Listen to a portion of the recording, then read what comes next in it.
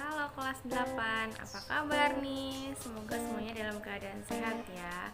Pembahasan kita kali ini tentang pengolahan serealia, umbi, dan kacang-kacangan. Sebelumnya kita perlu tahu dulu pentingnya tiga tanaman pangan tersebut ya. Dikarenakan sebagian besar penduduk negara agraris bekerja dalam hal budidaya tanaman pangan, hasil budidaya tanaman pangan dimanfaatkan untuk memenuhi kebutuhan pangan dan diperdagangkan. Oleh karena itu, tanaman pangan sebagai sumber utama karbohidrat dan protein yang memiliki peranan penting dalam pemenuhan kebutuhan pokok. Tanaman pangan tersebut ada tiga, yaitu serealia, umbi, dan kacang-kacangan. Nah, untuk lebih jelasnya, mari kita simak video berikut ini. Oke teman-teman, coba kita perhatikan dulu nih, di sini ada macam-macam produk makanan dari bahan pangan, serealia, umbi, dan kacang-kacangan. Kira-kira yang mana ya produk makanan dari bahan serealia? Oke. Kemudian yang mana ya produk pangan dari bahan umbi-umbian? Ayo, yang mana? Oke. Dan yang mana produk pangan dari bahan kacang-kacangan?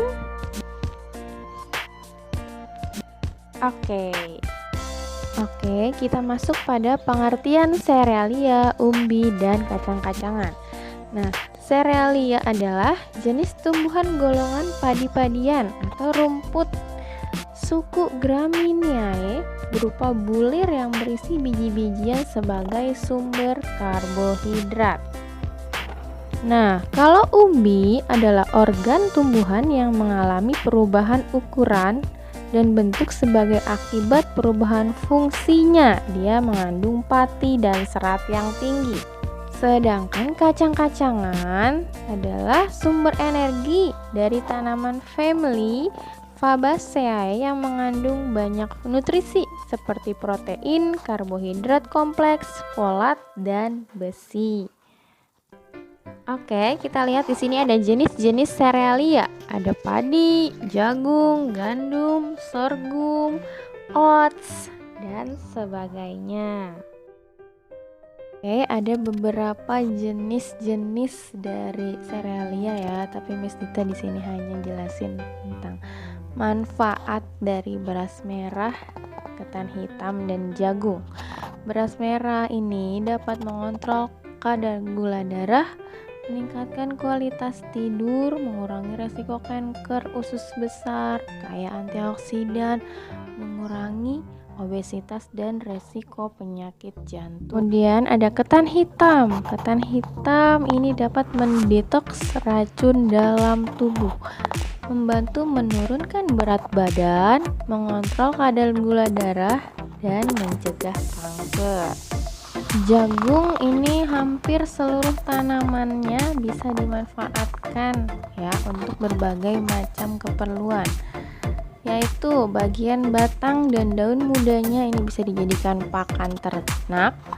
Kemudian batang jagung sebagai bahan untuk pembuatan kertas, buah jagung muda atau putren sebagai sayuran, biji jagungnya sebagai sumber karbohidrat pengganti nasi, bisa dijadikan tepung jagung atau maizena, bihun, bahan baku industri, dan sebagainya. Masuk ke jenis-jenis umbi-umbian. Di sini ada umbi kayu atau singkong, ubi jalar, talas, gadung, garut, dan gembili. Manfaat dari singkong atau umbi kayu, umbinya bisa dimanfaatkan sebagai pengganti makanan pokok karena banyak mengandung karbohidrat. Sementara daunnya itu termasuk sumber protein karena mengandung asam aminometionin.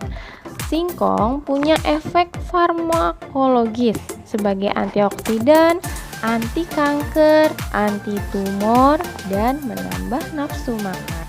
Kentang kaya akan nutrisi sebagai sumber karbohidrat dengan kandungan tepung dan gula yang tinggi, serta vitamin dan serat. Kentang memiliki kandungan gizi yang lebih tinggi dibandingkan nasi.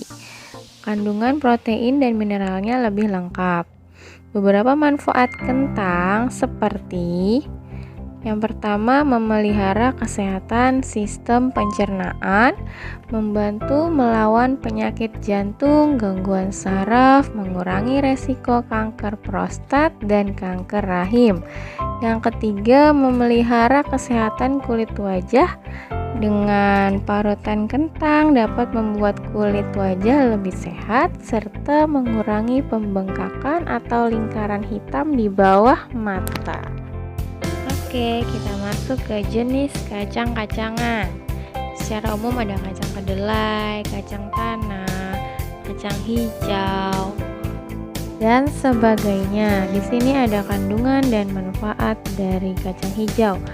Yang pertama, mengandung zat besi tinggi sehingga dapat bermanfaat bagi penderita anemia. Mengandung kalsium, fosfor, dan vitamin B kompleks sebagai obat beri-beri, demam nifas, pelancar air seni, menjaga kekuatan tulang dan gigi kita. Mengandung serat yang tinggi serta rendah lemak, serta dapat menghaluskan kulit. Kemudian ada kacang kedelai, kandungan dan manfaatnya. Pertama, mengandung protein nabati yang tinggi untuk membantu membangun sel-sel tubuh.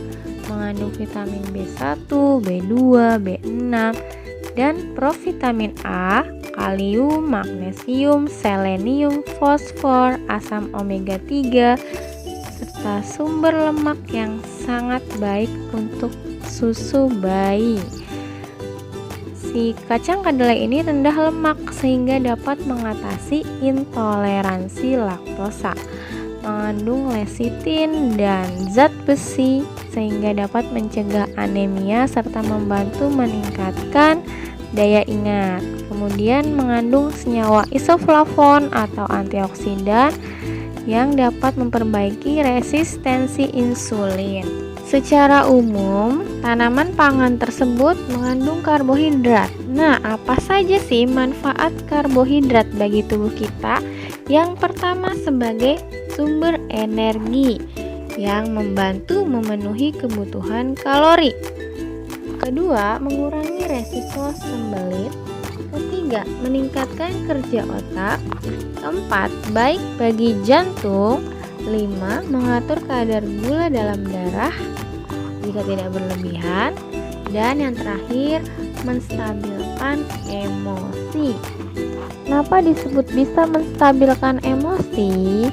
Jika kamu sedang mengalami emosi yang tidak stabil, maka dengan memberikan asupan karbohidrat dapat membantu kamu memperbaiki mood yang tidak stabil. Biasanya manusia cenderung memiliki mood yang sedikit buruk apabila kadar glukosa mereka sedang rendah.